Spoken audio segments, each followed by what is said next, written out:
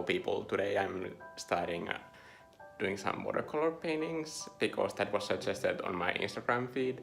So I'll just do a few quick ones and see if I can still remember how to do this. This is my favorite watercolor set. As you can see, it looks not clean. I'm just gonna see how this goes. I'm not gonna put any pressure on to make anything good. I'm just gonna do a few quick watercolor sketches in the morning and see how it goes. I'll let you know later. Bye. So right at the beginning I lay down these tapes that are supposed to keep the edges of the painting clean, but this tape for some reason had lost its adhesive nature over the years, since I haven't used it in ages, and right away you can see that it's starting to come off.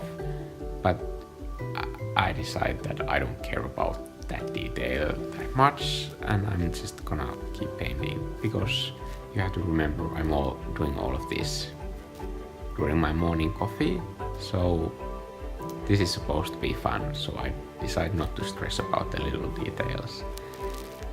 And that's probably the reason why I started all of these paintings with wet on wet technique. So at first I lay down some broad brush strokes and let the water kind of travel on the paper the way it wants to.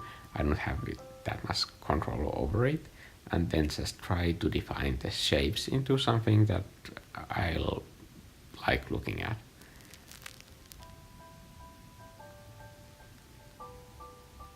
I think the scary part of watercolor is that it's so hard to control, but at the same time it can be the most fun aspect with working in watercolor, because you kind of let go of that perfection and you're more ready to just enhance what the painting wants to be, rather than trying to forcefully push it into this or that direction. This blue is incredibly bright. I'm not very happy with how bright colors I used here, so that's why probably the first one is my least favorite, but it's good to kind of just start with something. It's kind of like a warm-up exercise that gets the muscle memory going again, and just understanding how the colors dry on paper. And the next one I started the same way, just a lot of water and then letting it move along the paper the way it wants to. I have to say that the middle one, at first I liked it the least, because it just seemed like my brain wasn't sparking to what this shape could be, so it's odd, and I just moved on, and I thought like, okay, this middle one is ruined, but you see me returning to it later once it dries. I really like this blue tone, this very desaturated blue tone of the right nose sketch. I think I might go back and try to finish this one somehow. I'm not sure what that piece could be, maybe like some trees in the fog, or some kind of a water surface. It could be anything really.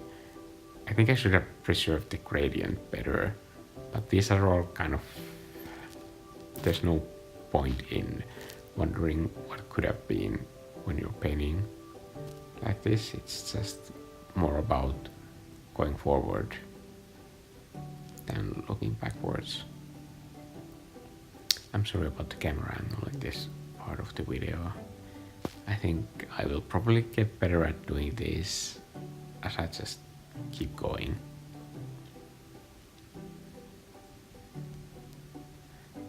then after a long time of trying to mix different kinds of colors, I started working on the middle one more seriously.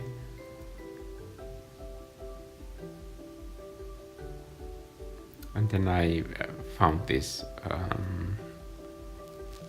spread hair brush.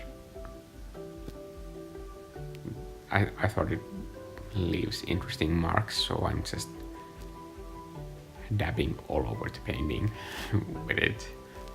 Oh, these whites are terrible, but I fixed that part, so I can say that it's terrible. You see, now the lightness has some color in it. I'm not really a big fan of like adding any kind of white into a picture. I always try to have some kind of a hue in it. Even these blues look a bit too bright for me, but I end up going over most of them with a warmer tone, and that kind of breaks up the color a bit. Having the same color all over the same painting in different areas usually makes everything look a bit flatter.